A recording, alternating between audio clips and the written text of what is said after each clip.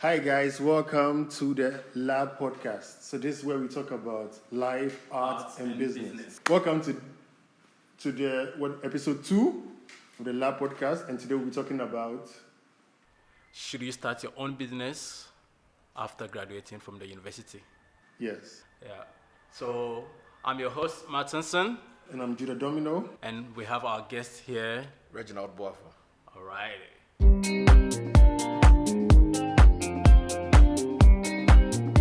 Okay, so let's get into the conversation already.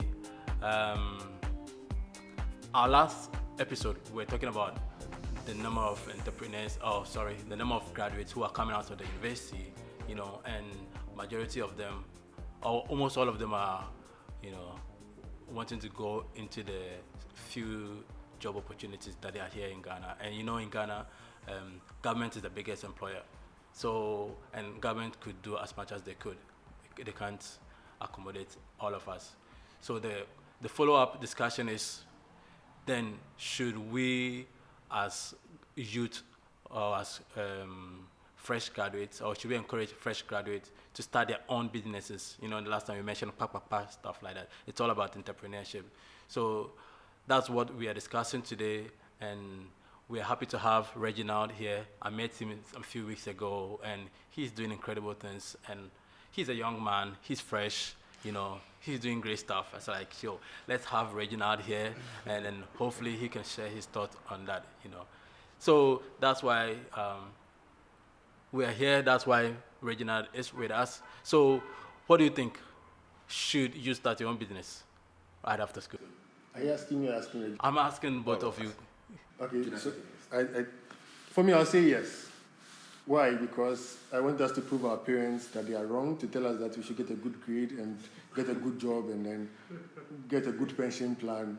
But then at the end of the day, when you have a business, then your pension is secured. Because at the end of the day, then, the business still gives you money and even give money to your children even when you're not around. So for me, I'll say yes. So you should start. You Start it. Start it as soon as. Okay. What about you? I'd say yes as well, but then again, I'll steal something from Judah, just as he's saying. You could also create something that would bring out what I term generational wealth. Okay. Where from your current position, your children will come in and meet some wealth. They will definitely have to. It's a must. Yeah. They build upon it because they can't fail themselves if they go lower below the belt you set. So definitely, it's a must. Yeah. Everyone should start up something right after graduation. Okay. So from what I'm gathering, it's also like setting up a legacy for the coming generation, or setting an example for the next generation coming after us. Right? Exactly. Yeah. But this is the challenge we have. I think earlier before we started this recording, we were talking about some of the challenges that young businesses go through, or the stress, trying to find the right partners, trying to find the finance, There's a whole lot that goes into starting a business, So let's talk about that. How do we hope or expect fresh graduates coming out to start their own business? What are the ideas? What are some of the suggestions?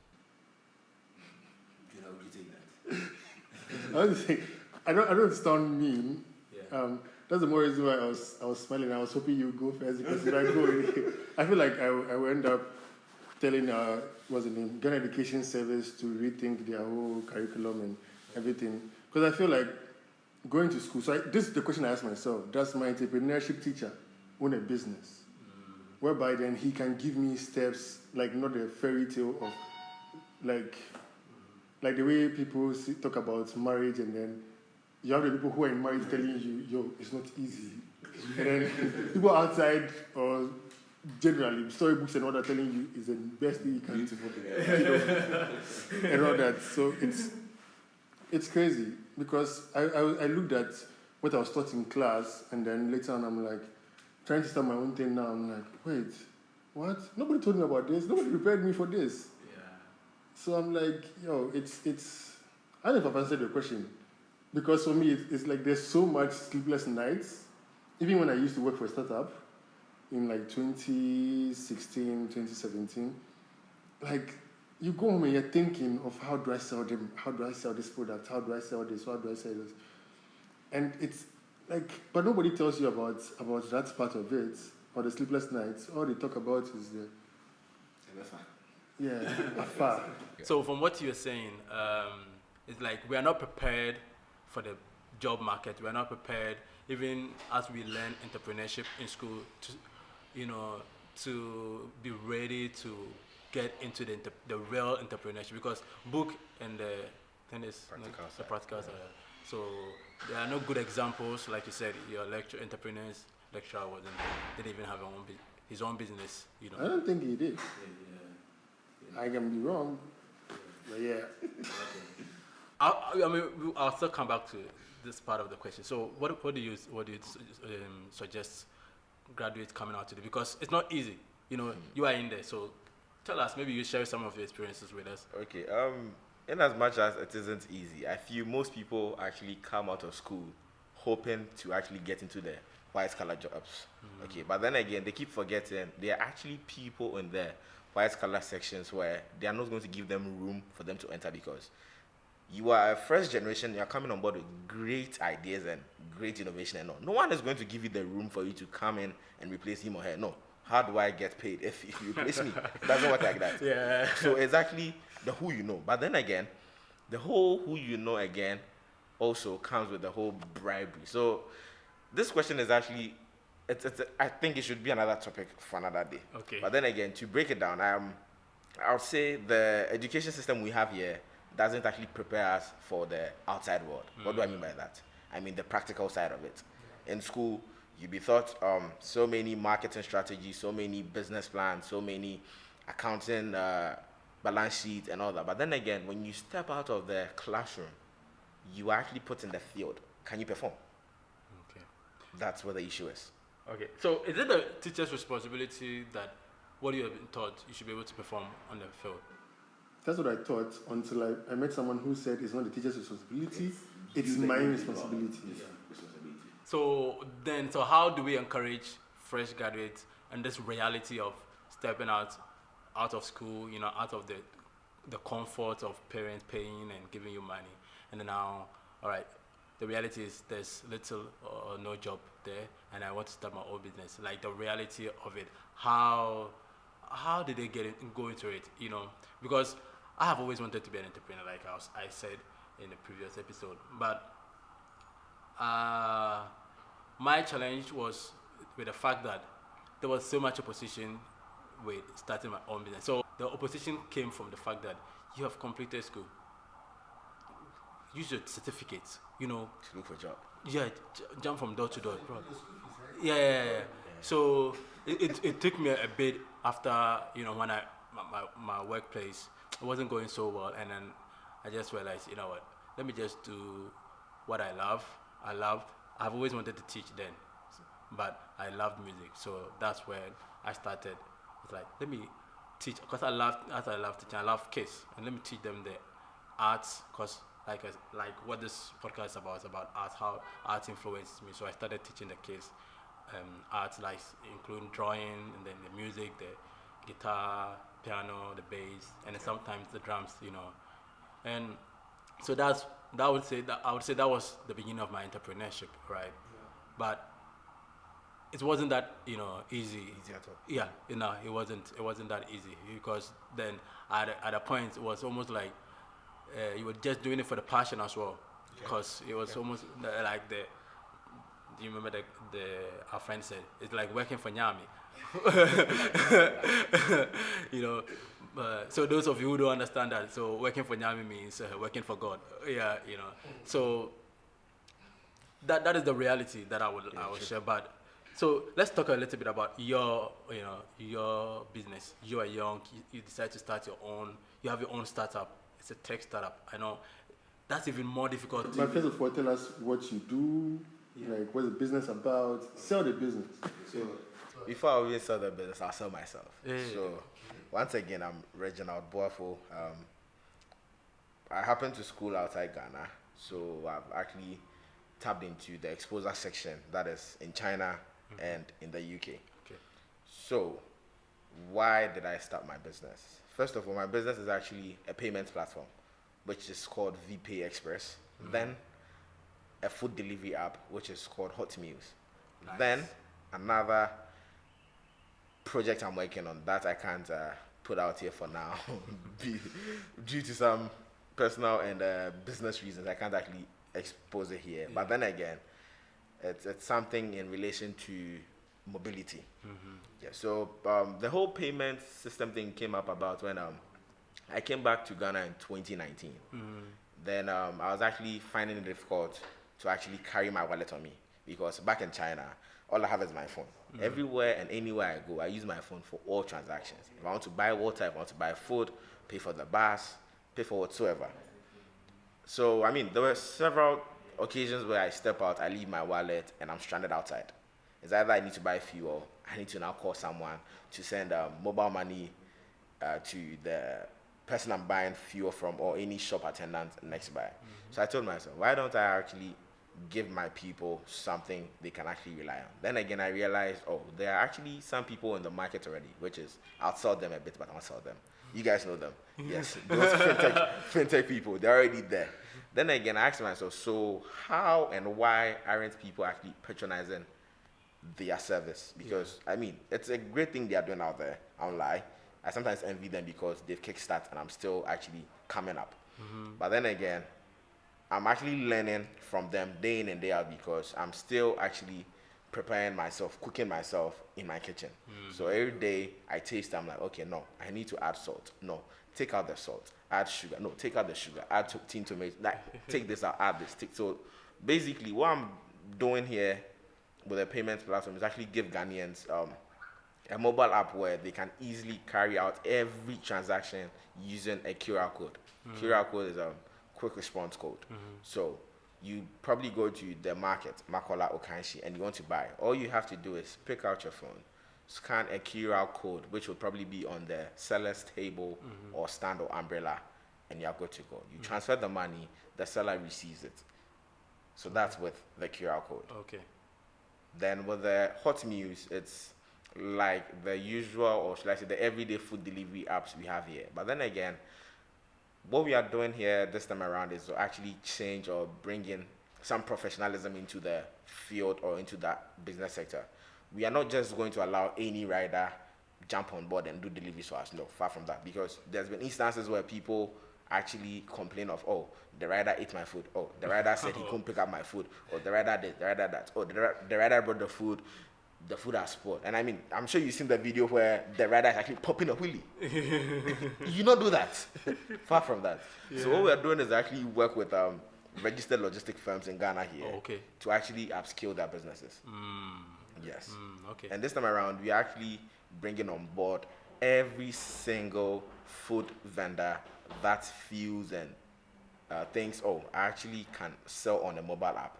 So it's not just limited to the top-notch restaurants. No, I like that idea. So I could buy my wache on the app and then like. Boss, yes. Oh, cool, man. Because Charlie, it's only KFC I could order from the app. And Charlie, we want wache, we want gobe, then gobe, everything some. Cool, nice.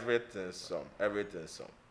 So there are some. I'm sure you've seen these food vendors in some joints where Charlie, no, this joint is actually fire. But then again, you need to move from your house and drive there to get it. The traffic alone. With this country, it's something else we don't talk about now. So what we are doing is actually give Ghanaian businesses a stand. We give them a stand where they could sell their food and product, because the vision is actually to ensure that if your business is actually operating in East Legon, in a year or two, you should have 3 additional branches. Okay.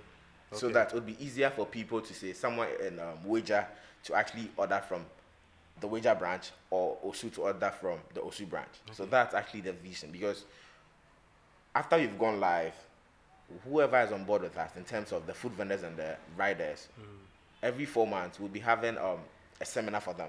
So the seminar would be focusing on the customer service, how the restaurants can upskill customer service and increase their sales. All right. So if I'm not interrupting, I'm actually very interested in this hot meal thing. Yes. Idiani. All right. So you are not just partnering with other logistic firms in Ghana to do this delivery. you are giving opportunities for almost every local food joint Every to be on local. that platform Yes. to sell their food. Yes. And you're looking forward that in a few years' time, these businesses would grow and even have branches. Yes. So that's some great stuff. There. Because I mean, look at how some of these food joints started. These so-called boys joints and corners Yeah. where you literally go sit in a tent and enjoy the meal, even lick your fingers. Yeah. Now where are they? Oh. You can't find them. This is simply because they didn't have any platform to operate on. So we've had the multinationals come in and they're actually taking. I don't have anything against multinationals. Yeah. But then again, we need to actually give our people something. Yeah. And then own something as well. Exactly. Okay. Exactly. Okay. I was listening to you, so I just remembered back in the day when I used to work for the church. Like it was long, it was not long. But then there was this thing called heroes and hero makers. Yeah. So hero makers are people who just look at all they do is just make other people great. Yeah. And like as I was hearing you talk, like all I could hear was like you're trying to help other businesses blow up. That's it. And man, that's amazing. That's it. You know what? For our viewers and our listeners, because you're talking about young people, I want to know your age because I know you're young. Just give me a bracket so people don't feel like we've called some old money into the studio. I actually and put my age out there. I'm 23 years old. Wow. 23 years old. I was born 30th June 1998. Wow. On a Tuesday. You can check. Cross-check the date. Tuesday. So like this, so you are. That's the whole reason why I actually invited him, right? Because I felt like he's like a perfect example of the whole discussion. Whether it's we could encourage someone out there who's just coming out of school or who is young and then like I'm too young to start my own business. you're not You young. know, because like the first time I actually met him, I was like, I wish I started my business when I was your age. You know, You mentioned that. It Yes, was you like mentioned. because it takes years for businesses, you know, to have a good stand. So by now, probably, you know, we're doing big stuff like all over the continent. You know, Definitely. I mean that's the vision anyway. We'll get there. So I'm really excited and like I'm listening to you and then like it's a big vision and then you've before you even entered the market, there were already big competition there, and then you were like, I'm a young guy, I'm gonna do this, and then I know I'm gonna have a share of the market. So I know you mentioned it's kind of metaphorically you were talking about the salt and the pepper and Yes. I want you to mention what some of the things which are the salt and the pepper and some of the challenges that you. So the salt and pepper here is actually understanding the market in which you're going to operate in. Okay. Okay. So the Ghanaian market, as it stands now, is very diverse and different from any other market. Okay. This is simply because of how we were brought up and how our culture has actually trimmed us to be. So sometimes the business idea and strategies you may have would be international based. Okay. Then again, you need to ask yourself, in the near future, say 10, 15 years from now, you'd be moving international. Then again, before you go international, you are first of all going to deal with the local people. What are you going to actually give them or offer them? So the salt, pepper, meat is all about understanding the market in which you're operating. Oh, okay. Okay. So, for instance, the Ghanaian market as it stands now, it's so rigid in the sense that no one is actually ready for change. Okay, no one is ready for change. But then again, people are ready for change. How do I mean? I mean, if you give the people what they want, they are definitely going to make you your money. Yeah. If you give the people what they want and deserve, they are definitely going to hail you or actually buy your product and vision. Yeah, that's a good point. That's a PowerPoint. That's- Write it down, man. yeah, cause it's a very tough market here in Ghana, and change is one of the difficult things for us. You know, Yeah. I remember even when WhatsApp and Facebook, and I was like, what is, me personally, I was like, what is this thing that everybody is like, WhatsApp? And it took me a bit, you know, to, get into it. I was like, oh, okay, right, it's all right. And then but I'm coming back to the Ghanaians hard for change. I later realized that, and when Ghanaians find one thing, we are stuck, That's and it. it's difficult to. So you are coming into a market where there are already, I would say, ballers in there. Yes. You know, because some of them their offices are close by. You know. Yes. And they're already doing amazing stuff. So Are they? well, from from the news, from some of the From the news. news. That yeah. So you probably will have to give us an They insight. should watch out. They All I'll say, should. They should. They watch should. out. You give us an insight. Because you see, as I said earlier on, day in and day out, I'm learning. Okay. Day in and day out, I'm learning from my competitors. I'll be very honest. I love critics because once you criticize me, I take it, go back to my drawing board, and say, okay, fine. Person A said so and so. Person B said so and so. Looking at what I'm actually doing or what I have, does it have any relation? If yes, I'll take it on board and see how best I can improve on whatever I'm doing. Okay. Yesterday, for instance, I went to a certain restaurant. I had sent proposals that I was there to check up on now. Then I happened to chance on a delivery driver. So I'm talking to the person, and from what he's telling me, I'm like, no. These people have actually seen the market opportunity here in Ghana, hence the reason why they are operating. Makes sense. But do they really understand the people? Do they understand what the people want? Yeah. So then again, I feel they are doing okay, but there's more room for improvement. Because the Ghanaian market, I'll be very honest, is so large. You can't just have these so-called multinationals take over and we are relaxed. No. Far from that. We also need to get in there and, if possible, in the near future, have some merger and operate outside. Or better still, we could all play fair and still benefit from the market. Okay. So I want to ask the question. Go ahead. Money. Money-wise. Money-wise, how do you start your business? Because money is very important, especially. So how do you how? Okay, well, first of all, did you go looking for investors before starting, or did you start and then later go look for investors?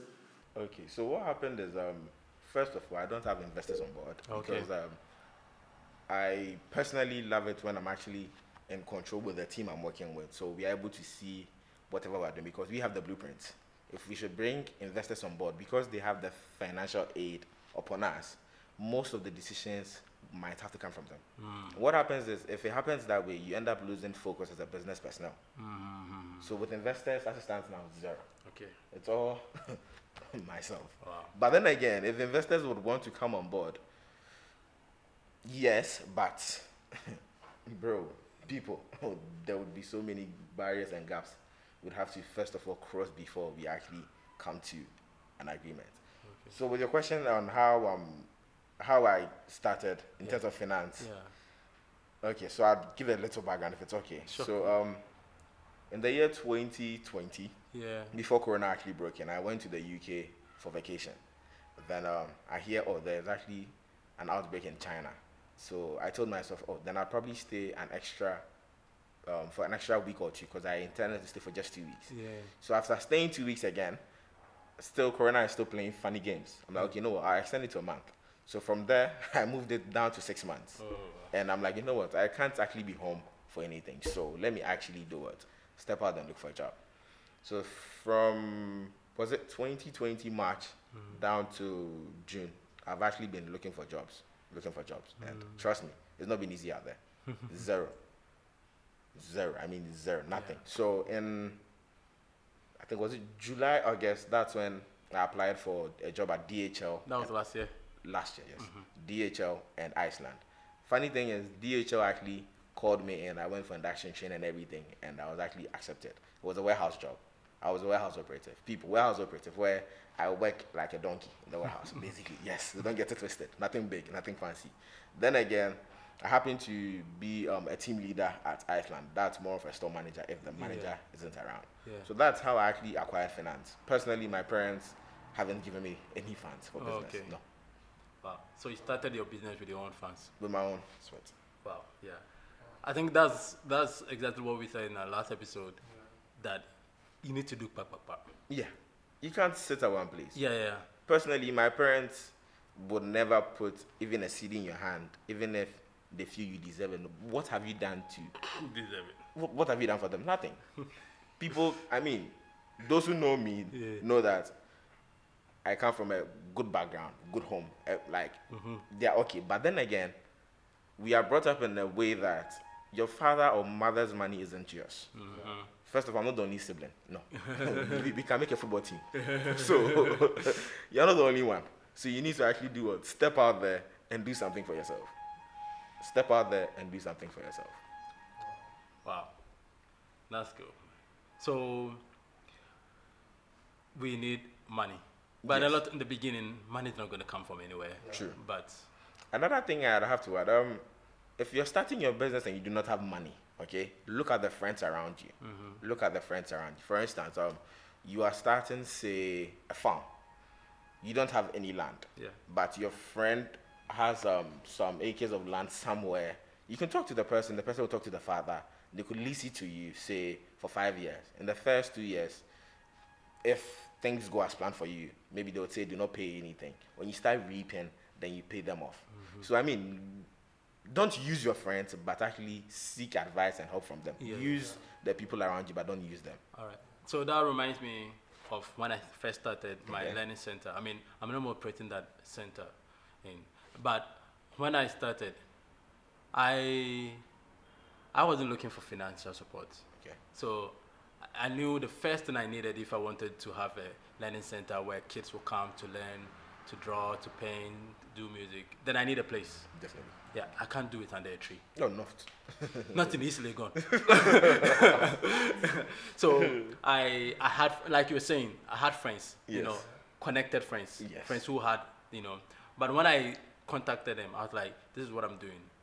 And all that I'm looking for right now is someone who will help me find a location, That's it.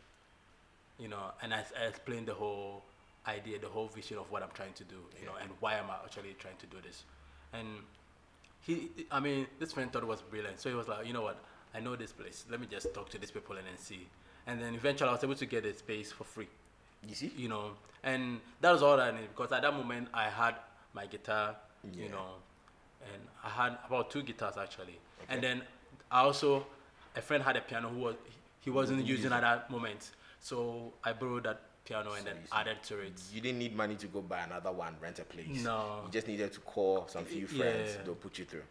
And I mean, when I started, it was great because, you know, when I put out the vision there for parents to understand why it is necessary for children to use their creative skills or to harness their creativity from childhood, because, you know, the brain, we have the analytical part and the creative part, Yeah. and mostly when you're growing up, especially here in Ghana or on the continent, mostly we're just focusing on the analytical part, the math and the books and all that, and we're not allowed much of the creativity. So which also affects the IQ. That's when I was like, oh, I didn't know that affects our IQ. So then I was like, let me just find opportunities for kids to, you know. Martin, not to cut you short here. I've listened to you guys talk, but in some cases where like you are scared or people are like, I don't know how to say it, they have trust issues telling people their vision. Okay. Because if you tell them the vision, and we were having this conversation, because sometimes your friend has the money, like they can sponsor your whole, like the business, like get it registered and everything. Yeah, and then, but when you tell them, they can steal it. They and will then run steal away. it. They will steal it. They can't. They will do it. They can't. They will. You mean they will? Yeah, so then how do you go and tell the person, you know, I want to start a school where, you know, like your case, I want to start a music center and stuff. Like how do you, because you tell the person is also a musician and the person is like a struggling musician in a school or something. And they have money. Well, like you're saying, it's all about trust issue. Yeah. It all comes to trust, and trust, as we know, is end. True. Yeah. So definitely, then if you think that friend, that person you want to talk to, has not earned that trust, then advise yourself. Just pull back. You get it. You just have to advise yourself, because I've had recently I have worked on a project that was through a friend. The friend actually had the vision, and then he decided, I was like, you know, Martin, this is the vision. I have no idea how I'm going to do this. You are the guy. Pull it through for me. Yeah, I know you could do this. So what do you think? So he brought out the whole vision. I was like, you know what? I think we can do this. So I put up a team, and then we started and it was a big project. And because he trusted Martin would be able to, Execute it perfectly. yeah, and then help me, and then it's not like going to sell It's out. going to sell out on me. you know. Yeah. So like trust needs to be earned for you to be able to. So that is, I think that is one of the things that. So there should be that element of trust, because trust is actually currency. Very expensive. Very expensive. So if you're gonna get something from there, then that person should have earned your trust. That currency has been. So that actually. I want to hear from you, because for you said they will, not like they. Yeah. So you probably have had experience, or of experiences. So So back in China, I started. I mean, I'm the type where I don't want to actually depend on my parents, well, because that's what we've been brought up with. Yeah. So back in China, I started this whole exporting of sneakers, and my brother, was even helping me sell some. Okay. Then I realized, I could actually talk to some few friends, and they could also do same. Then again, what we could share the funds at the end of the day. But then here is a situation where someone had bulk money that was seated there, and when we were talking, he acted as if he had nothing at all to bring on board. Okay. So in a month or two, I go to his apartment and I see lots of boxes. I'm like, yo, what's happening? I mean, what's up with these sneakers? And you're like, my brother says he wants to start a boutique or shop in Ghana. I'm like, but we spoke to you about it. Like, yeah, but my brother said he wants to try. So I mean, we let that slide. Then again, I'm like, we met again at someone's house. Yeah. Then I told the boy, see, if you guys are going to let us come here, sit and share ideas, and some of you steal it, then I'm sorry, I'm out. That's when I worked out. And I'm because it's actually painful where you've thought of something, and you think it's actually going to help everyone on board. Okay, then some greedy individuals feel, no, this is the time to actually manage it all. Let's get no. So that's my personal experience with that. And since then, it's been very difficult. Yeah. Because with the third project I mentioned, I wanted to actually contact some few friends I went to school. You know of Soul Clinic International School? Yeah, I do. So by God's grace, I went to Soul Clinic International School. So I wanted to talk to a few friends there. Then again, I decided to step back a bit, because even recently, someone asked me to send a business proposal. Then something told me, what if he actually steals it? So what I did was to actually draft a different business plan and idea altogether, which I had never thought of. But I presented to him and he was like, yo, this is very great, this is very good. I'm like, but this is not even my thing. So he says I should give him 2 weeks, I'd hear from him.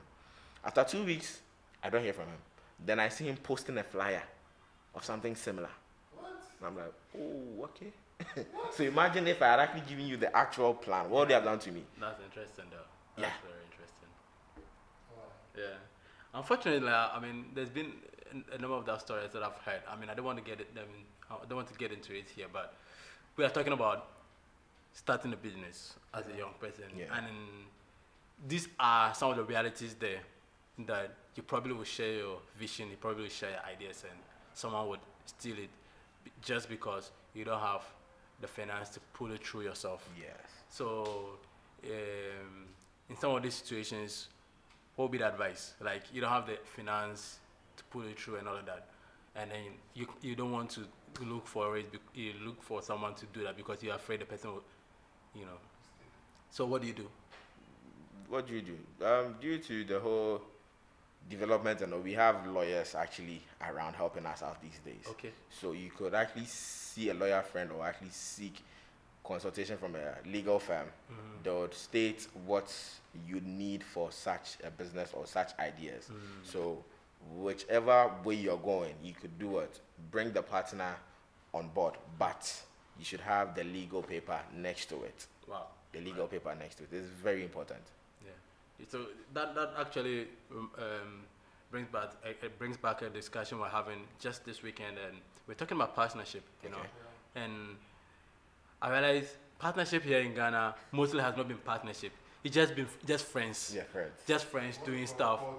Yeah. Yeah.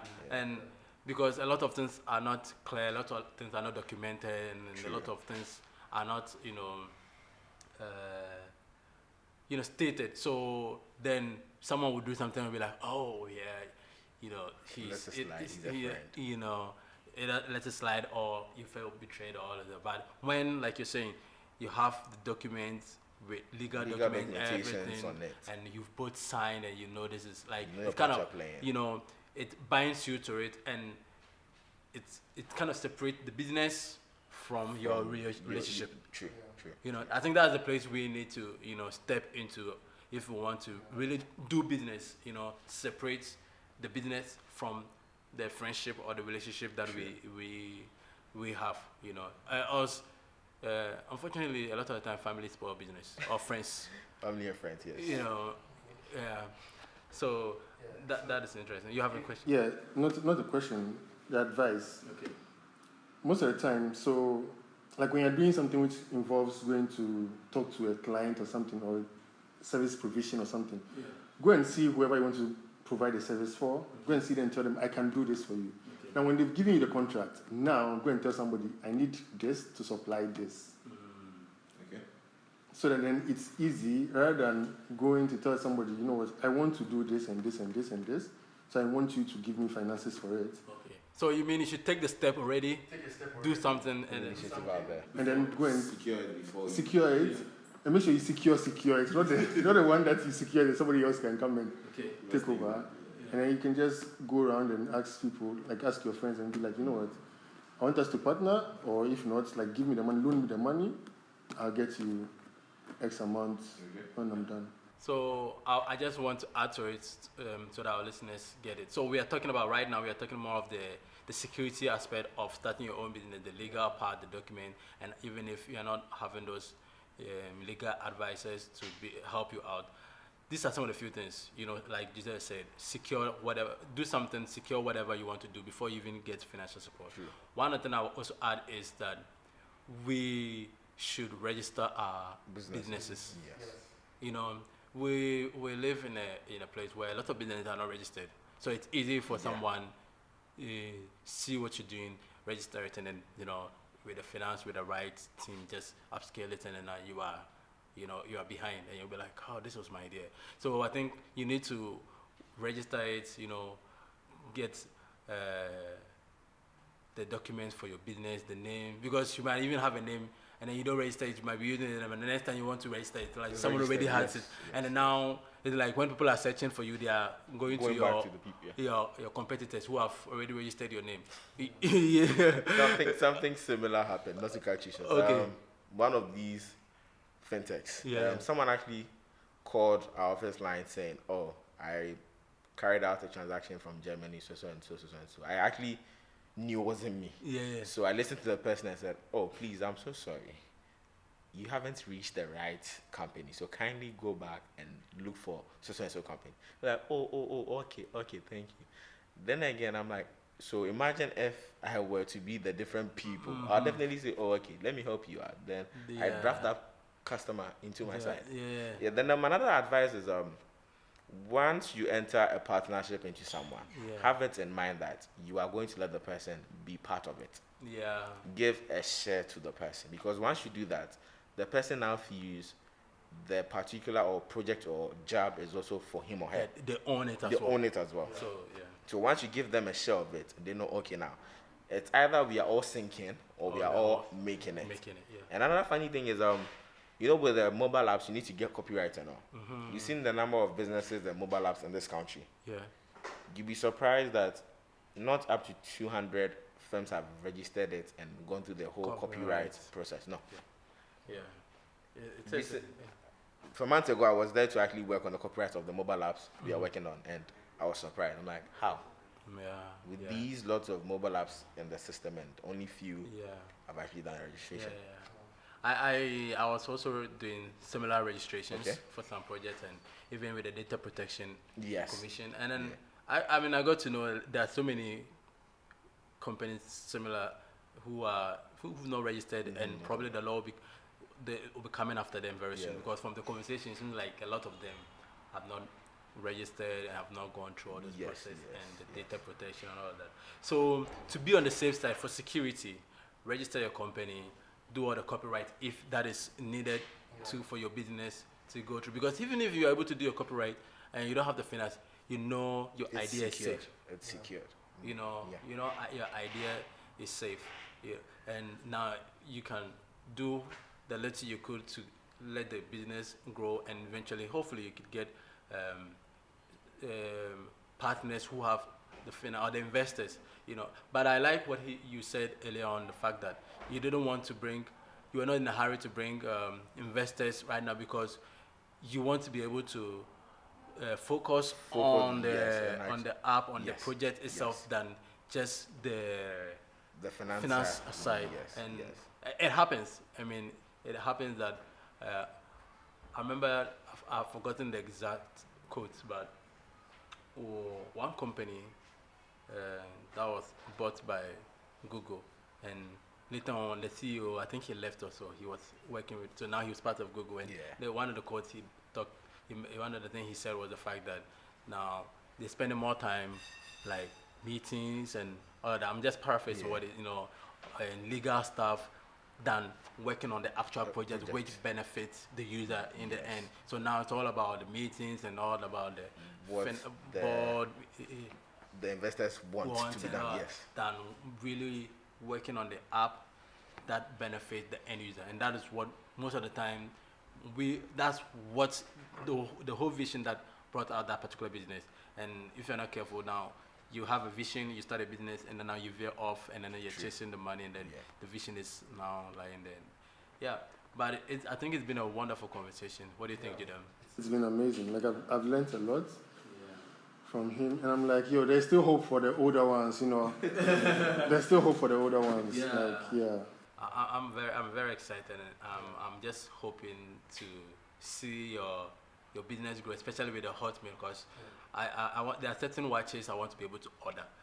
There's a watch be at the corner now. Every time by 11, if you're not there, it's finished. I want to be able to order before it finishes, because sometimes my wife and I want to enjoy this watch for lunch, and by the time you get there, I wish traffic alone. Yeah, so sometimes I was like, I wish I could call this watch seller and say, Charlie, can you reserve? So with the app, definitely I'll be able to order my watch and then Charlie get it delivered. I would like to get my restaurant on when I start. Definitely. And see, one thing with the whole aspect of actually allowing people to control their businesses is, with our mobile app for the food vendors, they actually monitor and control everything on their own. Oh, cool. So because they have a dashboard where everything that happens on the app, they see it. Same with the logistic firms, because we'll create an admin section for them where if a rider should log in, I would say 7 a.m.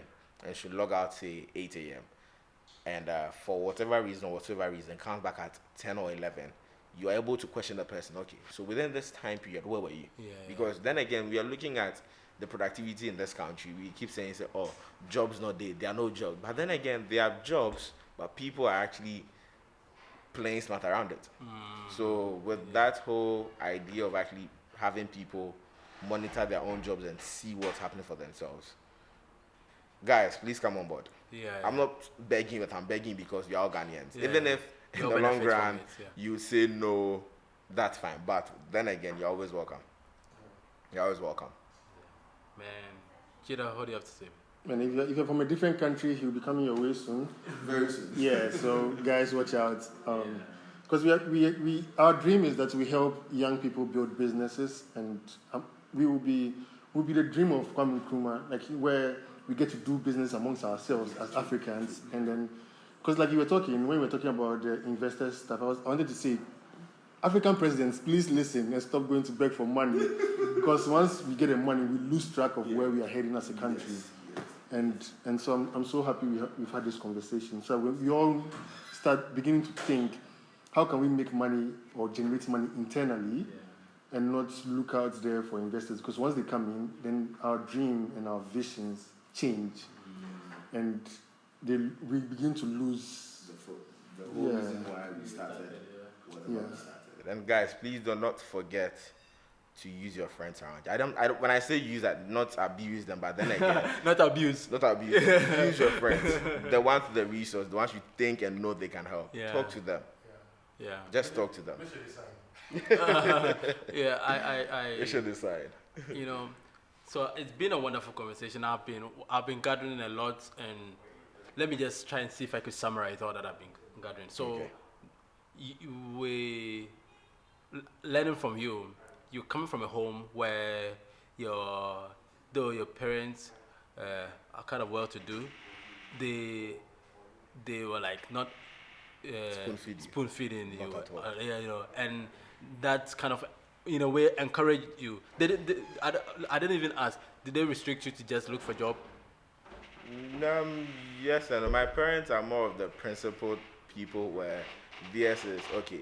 We've sent you to an expensive and good international school, so after university you should do what? Be pushing for your masters. After masters, PhD. Then again, one night I sat my parents down saying, "Dad, Mom, listen. As it stands now, I know you guys want me to further my masters, but then again, have you asked yourself, once I go to school and come out, the next 4 years, 5 years, the new generation coming, what are they going to do to me?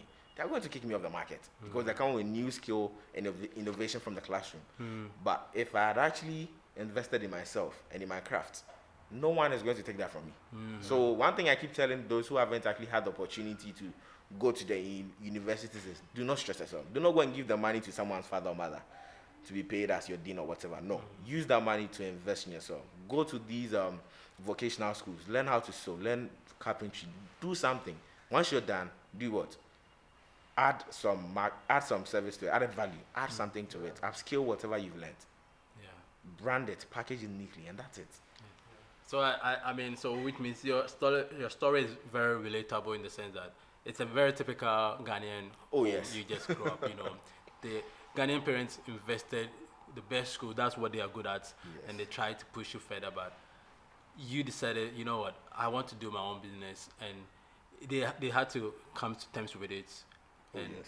I'm excited that you decided to push through with it, and you put your own funds into it, and you're able to build a team. How many do you have in your team? I forgot to ask. As it stands now, we have 4 people on the team. Wow. And with the 4 people on the team, we are all pushing back to back. I'd say, personally, I don't know for the rest of the team, but personally in a day, I'll probably sleep for, say, 4 hours or 3 hours 30. Yes, because I'd work late in the night. Sometimes when I'm tired, I'm human, I get tired. When I'm tired, I sleep. I wake up at dawn and I research. Yeah, wow. Because with the fintech, or should I say technology side of the business that I'm in, you can't sleep on the job. Yeah. And one thing, guys, once you start your business, please do not say or think because you're a boss now, you'd sleep and relax, sleep till 8 a.m., 10 a.m. No. You should actually be the slave of your job. Once you do that, trust me, people, you'd make it. It's not easy in this country, but you'd make it once you start that way. Yeah, awesome. Then, I thank you so much. Thank you so much for spending this afternoon with us, with Judah and Thank you too. myself, Thank and you too. we're talking about starting your own business. And I from what you shared with us, I don't see the reason for any graduates not to start something. It shouldn't necessarily be as huge as a fintech, Just but something like little. he said, selling shoes, food, watch a venture or whatever. I've seen a man before who was in his suits or tie and selling roasting corn. Yeah. I mean, it's all entrepreneurship, and then don't let anything stop you. You don't need to have all the funds to get into any, especially when you believe in it. Just go for it. Yeah. One thing I would add before I leave is find a niche in the market. There are so many niches in the market. Just find a niche in the market. Look in your community. What problems are you facing? Ask yourself, how can I solve this issue? Or even if not your community, move to other places. Travel in Ghana. Ghanaians, please travel. I beg you, travel. Yeah, that comes with Judas. Travel to different parts of Ghana. See what problems they are facing and how best you can help them solve it. And that alone, you'd also make it. Yeah. So the only thing I'll say is, let's make Africa great again.